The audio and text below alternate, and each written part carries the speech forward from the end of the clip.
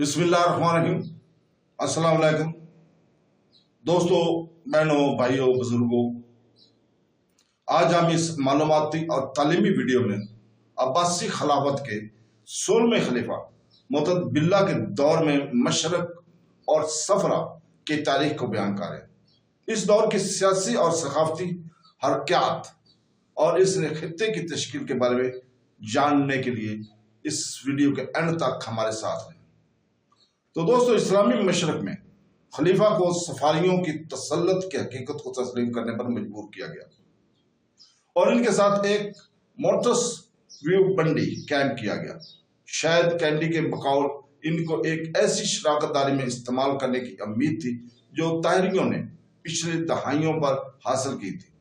नतीजन सफरी हुक्मरान अमरो बिन लैस को खरासान और मशरकी फारस के साथ साथ फारस पर भी तस्लीम किया गया, जबकि अब्बासियों को मगरबी फारस यानी जबल, रे और इस्फहान पर बराह रास्त कंट्रोल हासिल करना था। इस पॉलिसी ने खलीफा को एक और नीम खुद मुख्तियार मकामी खानदान जो इस्फहान और नाहवंदत और मखसूस थे के इलाकों को दोबारा हासिल करने के लिए आजाद हाथ फराहम किया।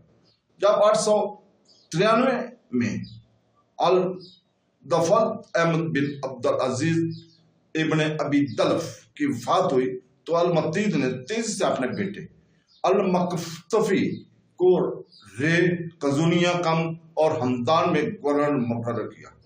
896 में मुकम्मल तौर पर मौजूद होने से पहले अपने बुनियादी इलाके कर्ज और इस्फहान तक महदूद थे। इसके बावजूद इन इलाकों पर अब्बासियों का कब्जा गैर यकीनी रहा। खासतौर पर तबरस्तान में जैदी अमारत की कुर्बत की वजह से और 897 में रे के कंट्रोल करने के लिए सफारेट हवाले कर दिया गया।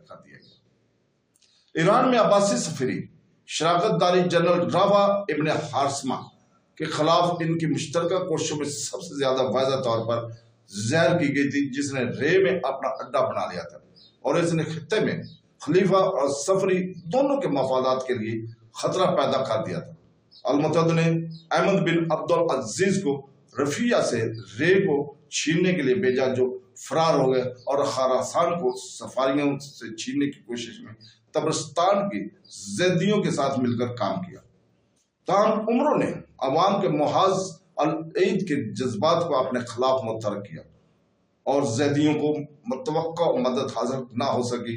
राफजी को 896 में ख्वाराज़म में शिकस्त हुई और कत्ल कर दिया गया। बगदाद का रुख किया और 897 में खलीफा ने रे का कंट्रोल इसके हवाले कर दिया। ये शराकत बिलाखिर इस वक्त खत्म हो गई जब मुअत्तद ने उमरों को 898 में ट्रांसकिटिया का गवर्नर मुकर्रर किया, जिस पर इसके हरीफ सामानियों की हुकूमत थी। अल-मुअत्तद ने जानबूझकर अमरों को सामानियों का मुकाबला करने के लिए तरगीब दी, सिर्फ इसलिए कि अमरों को 900 में शिकस्त दी जाए और इनके हाथों कैदी बना लिया जाए। सामान्य हुक्मरान इस्माइल बिन अहमद ने इसे जंजीरों में जकड़कर बगदाद भेजा, जहां इसे कत्ल कर दिया गया।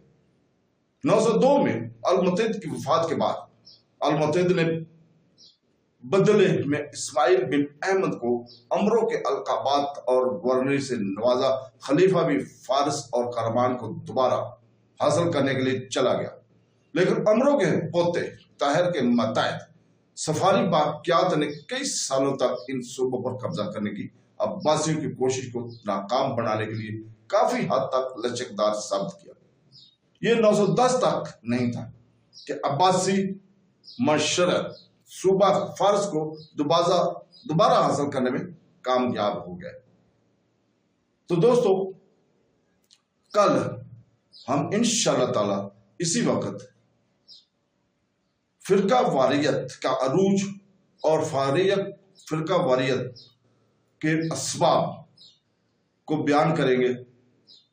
तो दोस्तों, अल्लाह ताला हमें कुरान पढ़ने, तफसीर पढ़ने और उसको समझने और उसके ऊपर अमल करने की तौफीक अता फरमाए और अपने इस्लामी हिस्ट्री को समझने और पढ़ने की भी तौफीक अता फरमाए। आमीन सुम आमीन।